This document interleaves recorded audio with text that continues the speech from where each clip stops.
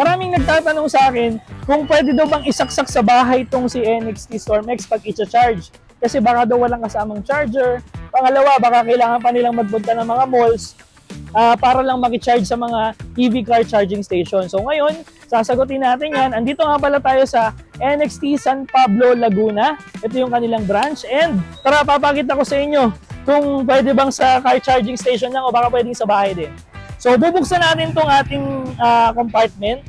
So ito siya guys, yung pagbukas ng compartment. From here, punta kayo sa fuel seat.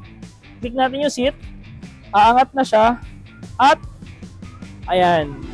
Meron pong kasamang charger si StormX na pwede sa bahay.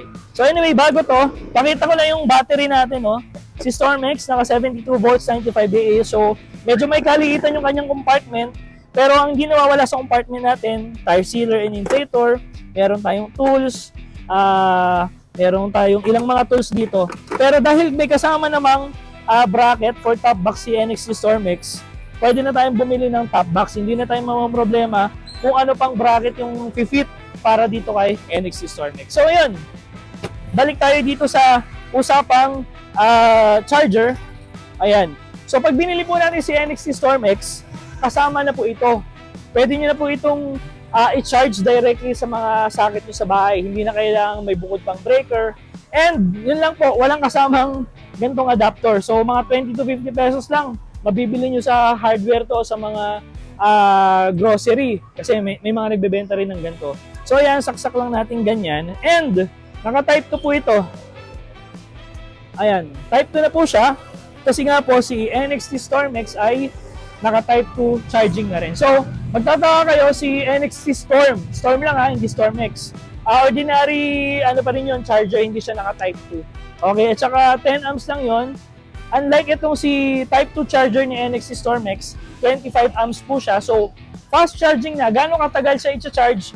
2 to 4 hours. So, base sa calculation ko na nagawa dun sa mga nakaraang charging ko, ang 1 hour niya ay 25%. So, kung as in 0% yung si NXT StormX, 4 hours. Pero hindi ko po sinasuggest na i-drain kasi hindi po yun healthy sa battery. At least 20% lang po, isaksak na natin siya sa charger natin. So, paano buksan yung ating charging port? So, nandito po na po tayo sa fuel or seat na arrow. I-click lang po natin yung fuel. Automatic, di ba? Umaangat yan. And then, kita nyo po yan. Yan, naka-type 2 na siya. So ngayon, ano po bang kailangan unahin? Ito po ba? Isasaksak po ba doon? Saka ito ilalagay sa saksakan? So ang mauna po, ito muna po isasaksak natin sa ating mga wall outlet. So hindi ko sure kung gaano kahaba to. Pero kung kailangan nyo po ng extension, pwede nyo po siyang extension. Pero kailangan po, siguraduhin po natin na hindi po tayo gagamit ng mga ordinaryong extension. Kasi ito po yung ginagamit ko matagal na sa mga e-bikes ko. Makapal po siya. At least mga 20 amps kaya, no? Pero dahil 25 amps po itong output nito, ang input naman po niya is 10 amps lang. So, ang kinukuha nito sa outlet is 10 amps lang. Pero ang pumapasok po dito sa ating battery ng NXT StormX is 25 amps. So, saksak natin. Ayan. Pagkasaksak natin, iikot lang ako para makita nyo. Ayun lang. Actually, full charge na tong si NXT StormX. Pero insert ko na lang kung ano yung itsura kapag charging siya, no? So, ito yung flat. Dapat dito siya naka-face. Ayan. Nag-trickle charge. Ayan. Color red po kapag charging. Kapag na-full naman po yan ay color green. Okay? So, automatic pong magi-green yan kapag full charge na. Pero check natin sa ating panel kung ilang percent na ba. Kasi nakikita naman dito sa panel natin kung ilang volts at kung ilan na yung battery percentage niya. So, ayan, makikita nyo 100%. Makita nyo nag-red siya ngayon kasi nag-trickle charge siya. Actually, kanina nag-green na yan. So, may nabawas na konting-konti kaya nag-ano pa siya. Nag-red. Pero maya-maya mag-green din yan. So ngayon, pag na full charge na to, anong kailangan unang gawin natin?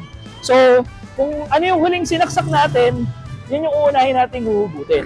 So, hugutin natin yan, and then, saka natin huhugutin sa extension or sa wall outlet. So, ayun lang guys, sana nasagot ko na yung inyong katanungan kung pwede bang i-charge sa bahay o pang EV car charging station lang si NXT Stormex. Again, this is EV Yahimoto, ang inyong lakwachero at galang e-bike rider. Ride safe, keep safe mga kaibiyahe.